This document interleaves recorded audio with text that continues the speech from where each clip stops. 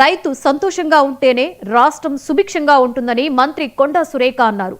వరంగల్ జిల్లాలోని ఏనుమాముల వ్యవసాయ మార్కెట్లో సీసీఐ పత్తి కొనుగోలు కేంద్రాన్ని ఆమె ప్రారంభించారు.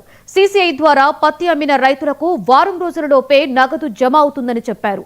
8 నుండి 12% లోపు తేమ ఉంటే పూర్తి ధర లభిస్తుంది అన్నారు. క్వింటాలకు 2,400 రూపాయలు చెల్లిస్తున్నామని చెప్పారు. గత 10 ఏళ్లలో రైతులు తీవ్ర ఇబ్బందులు ఎదుర్కొన్నారని ఆరోపించారు. రైతుల సంక్షేమానికి కాంగ్రెస్ ప్రభుత్వం పెద్దపీట వేసిందన్నారు కొండా సురేఖ. మరి రైతు సంతోషంగా ఉంటేనే రాజ్యం సంతోషంగా ఉంటుంది. రైతు ఎక్కడైతే ఏడుస్తాడో ఆ రాజ్యం ఎప్పుడు కూడా సంతోషంగా ఉండదు. ఇది ఇప్పుడు కాదు, పూర్వకాలం నుంచి కూడా, రాజుల కాలం నుంచి కూడా వస్తున్నటువంటి నానుడి.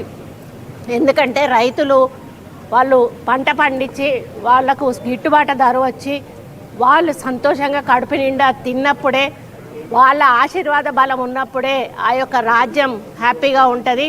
మరి లేని పక్షంలో ఆ రాజ్యానికి ఏదో ఒక ముప్పు వాటిల్లుతుంది.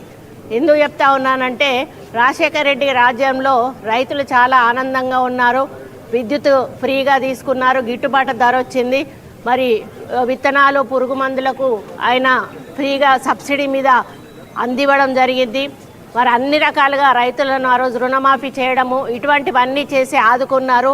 ఆ రోజు రైతు కలకలలాడాడు, రాజ్యం కూడా కలకలలాడింది. పోయిన 10 సంవత్సరాలు కూడా ప్రభుత్వం రైతును పట్టించుకోకపోవడం వలన మరి వరి పెడితే ఉరి అనేటువంటి ఒక మాట చెప్పి రైతులను వరి వేయడానికి కూడా భయపడే పరిస్థితికి తీసుకొచ్చి రైతులు వరి వేయ